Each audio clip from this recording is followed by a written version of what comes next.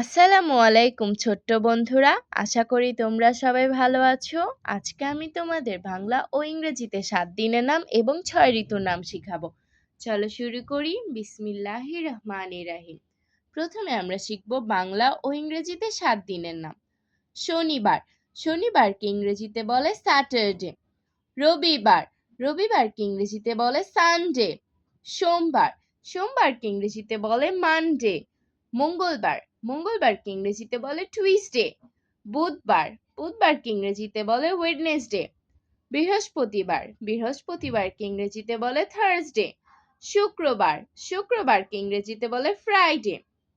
Saturday শনিবার, Sunday রবিবার, Monday সোমবার, টুইসডে মঙ্গলবার, ওয়েডনেসডে বুধবার, থার্সডে বৃহস্পতিবার, ফ্রাইডে শুক্রবার।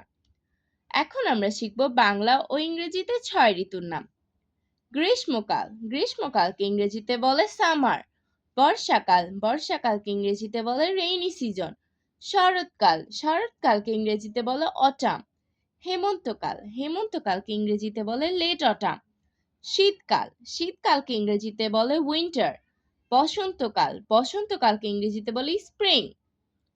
সামার গ্রীষ্মকাল, রেইনি সিজন বর্ষাকাল, অটাম শরৎকাল, লেট অটাম হেমন্তকাল, উইন্টার শীতকাল, স্প্রিং বসন্তকাল। আজ আর নয়, ভালো ভাববে, ভালো থাকবে। আল্লাহ হাফেজ।